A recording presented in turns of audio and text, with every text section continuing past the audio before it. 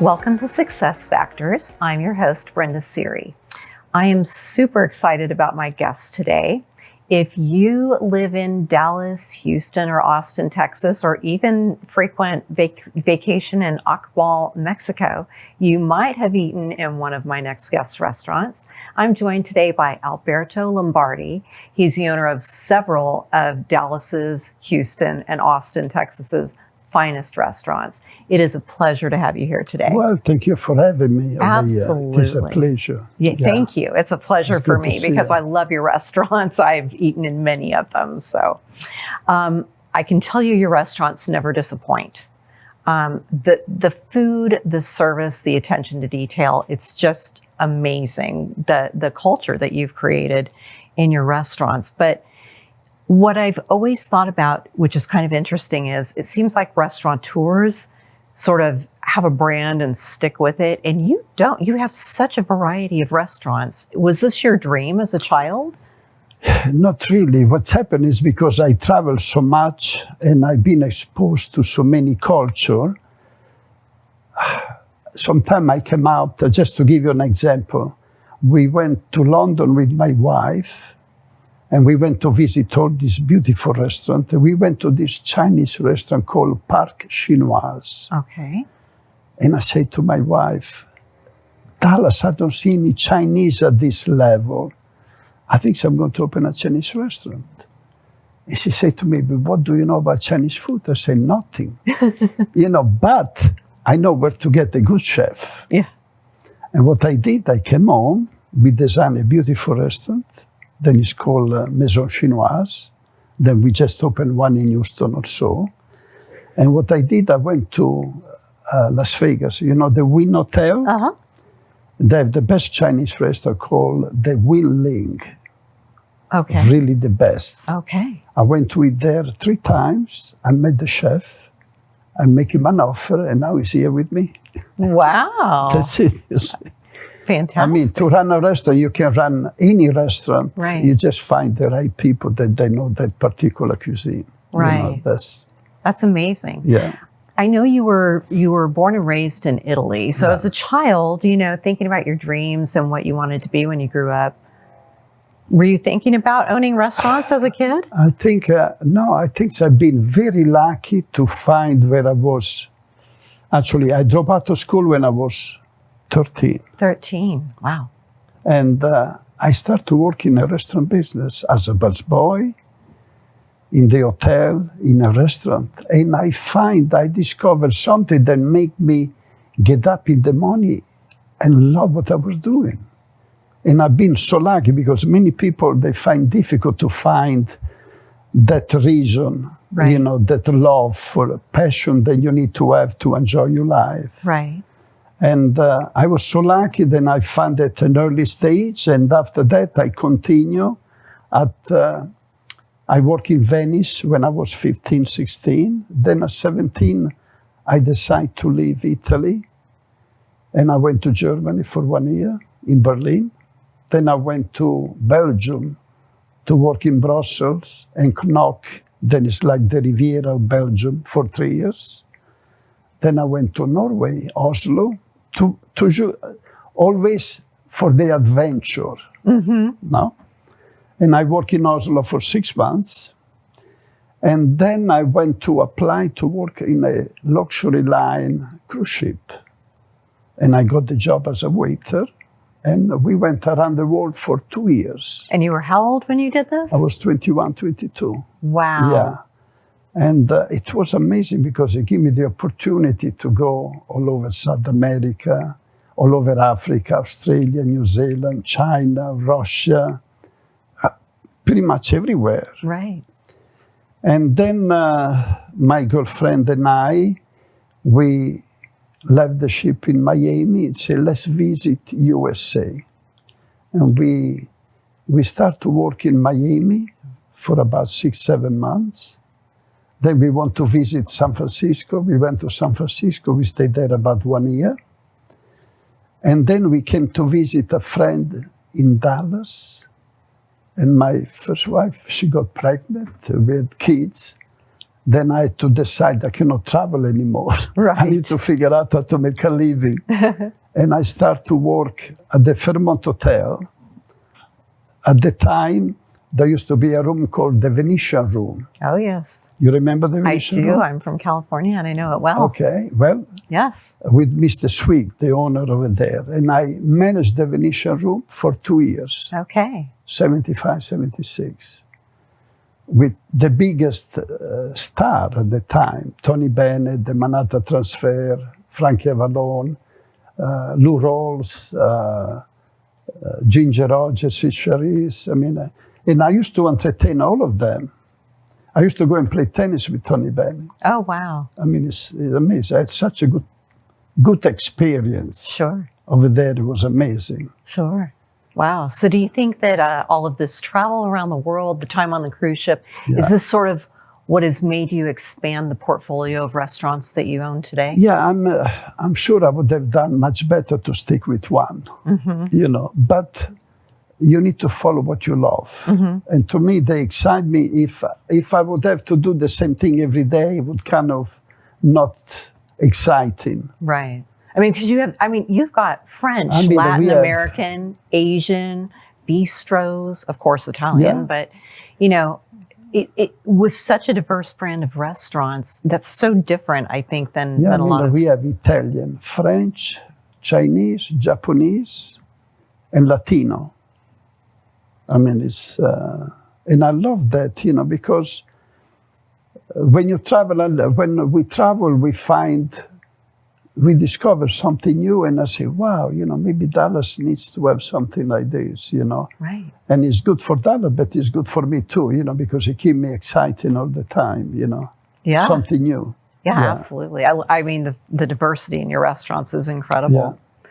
So when you decide that you're going to open another restaurant and incorporate a new food concept for your restaurants, how does a man from Italy know that an Asian restaurant will work? Well, a little bit of, you've been living in the town for a long time. Yeah. You know which restaurant does well, which restaurant maybe they need some help.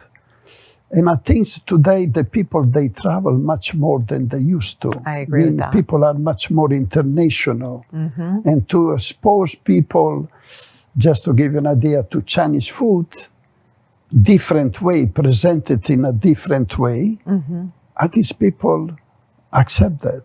You know, they really are excited about something like this. Sure. Meaning you have to, it's always risky. Whenever you open a restaurant, there is always a risk. You need to believe in what you're doing, basically on that. And I say you go with your own instinct. Absolutely. You know. You talked about you first came into the U.S. on a cruise ship, got off in Miami, and ended up with this fantastic career in San Francisco. But how did you decide Dallas was the place you would sort of end up putting your roots down? Well, Dallas decided for me. They decided for you. Okay. We needed you here. When I arrived here, then I went to work for the Venetian Room. My first baby came in, and once you have a baby, you have to say, no more traveling. Right. You need to figure out how to make a living. Right. And that's what I did, you know. I pretty much, and I was very lucky to choose Dallas. Yeah. Very lucky, because I consider Texas pretty much like the region where I come from. The region where I come from is called Emilia-Romagna. Okay. And there is a say for Romagna. If you travel Italy and you stop and you ask people, then you have a glass of water, and you keep going down until when you ask for a glass of water, they give you a glass of wine. You are in Romagna. I love that. That's the say where I come from. And I feel Texas is the same, because Texas people are very friendly. I mean, you've never met somebody, you go in the street, they say hi to you. That's true. If you do it somewhere else, I don't know what they will do to you. Right. You right. see, that's what I love about Texas. Yeah. Very friendly people. Such a friendly place, for sure. What was the first restaurant that you opened here in Dallas, and what was the cuisine? The first restaurant I opened was Lombardi, January 24, 1977. Okay. Meaning next year will be 50 years. Wow. You're right. It's hard to think that was 50 years ago. Half a century. Unbelievable. And I opened Lombardi, I remember, and it was difficult, because you had very little money to put on, and if you don't, when you open a restaurant, you see it right away in 2-3 months if you stay in business or not. Otherwise, you run out of money. And we started to do it more a family restaurant, meaning a friendly restaurant. When you come in, we will start to recognize everybody. We make everybody feel good. Something that it didn't exist at the time.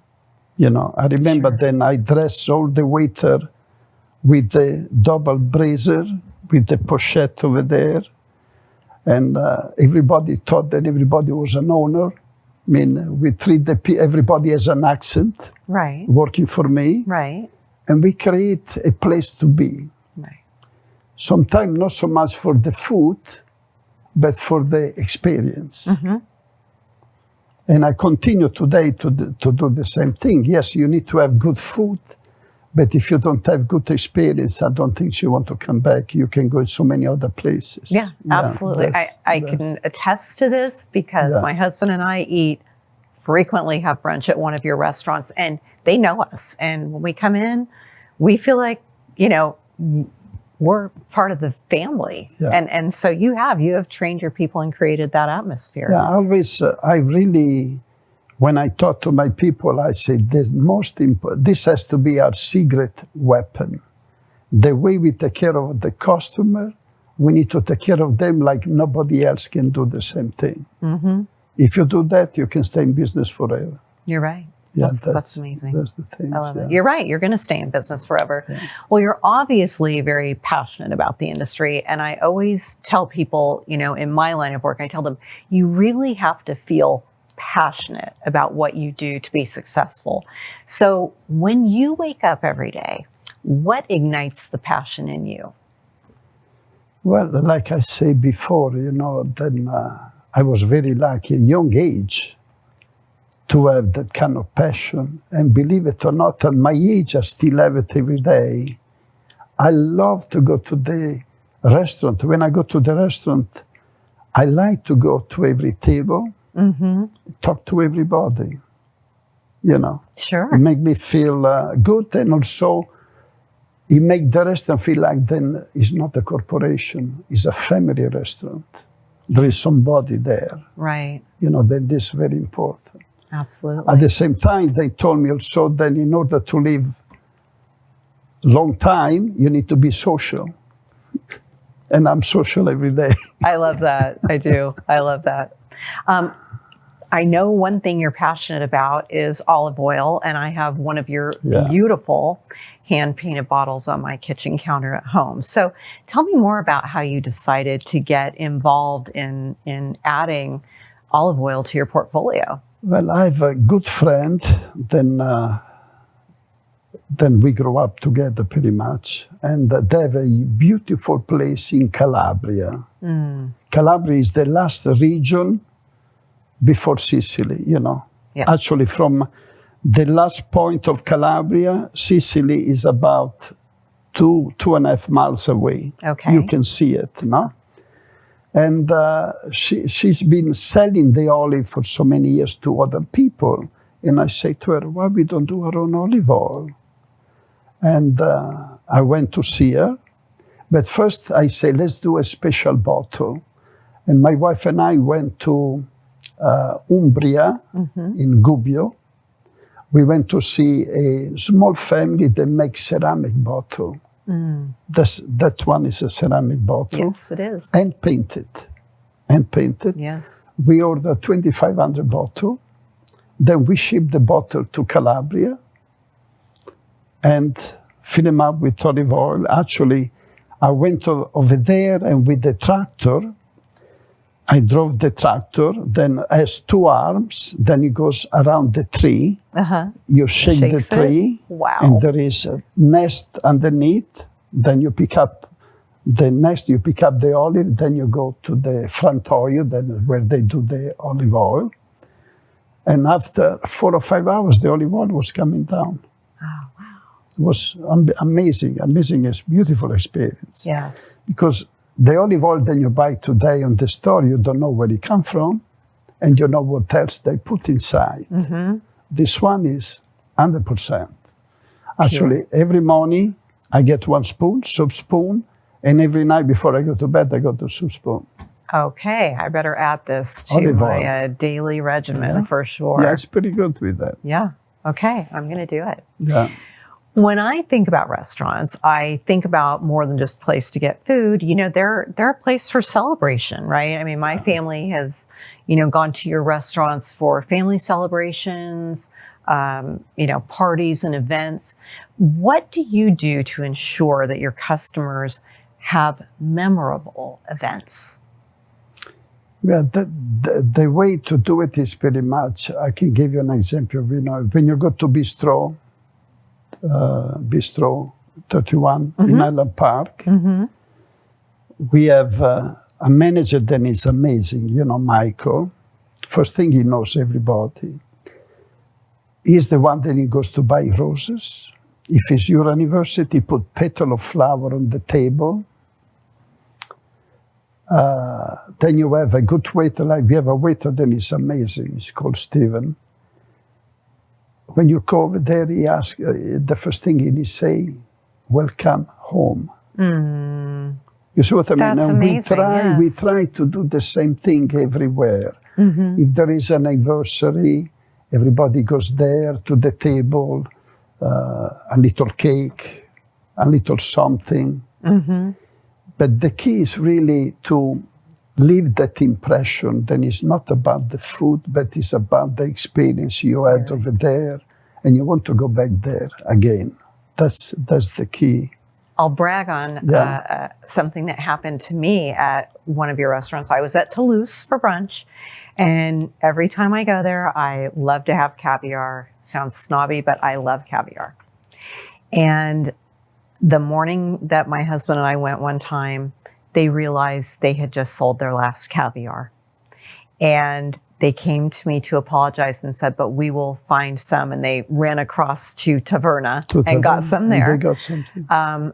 But, they knew I was going to ask for it. They took care of it right away. And that meant a lot to me. Not, the fact that I was able to have something that I wanted, but the fact that they knew me, they knew my patterns, they knew what I wanted, and they knew how to solve a problem. So, it's a restaurant business, like the business, a people business. I mean, you need to hire the right people, being able to keep them as long as possible, because in order to create a family feeling environment, you need to go in a restaurant, then when you are there, the waiter knows you, the busboy knows you, the chef come say hi to you, the manager knows you, and you feel like when you want to entertain somebody, you want to go in that type of restaurant, because when you make you feel good to go in. If you are a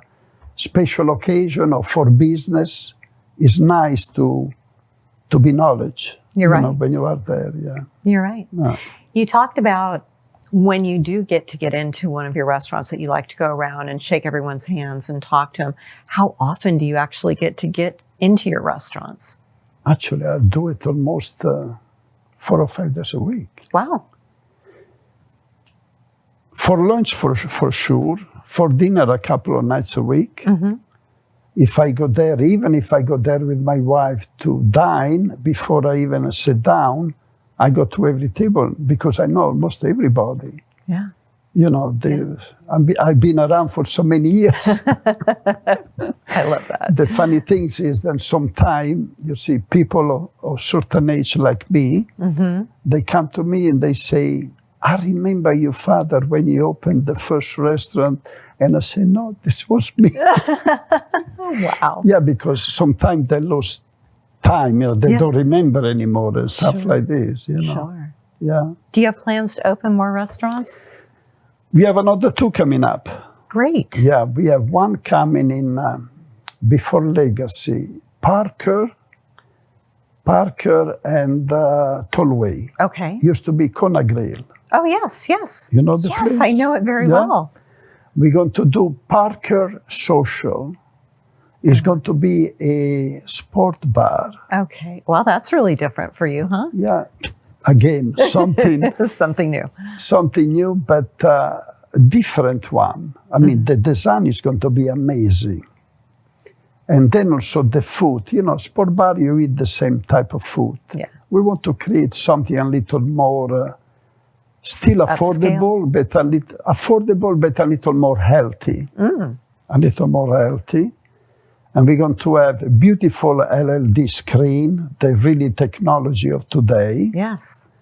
And we're going to have a small room with 2 simulators for Formula One.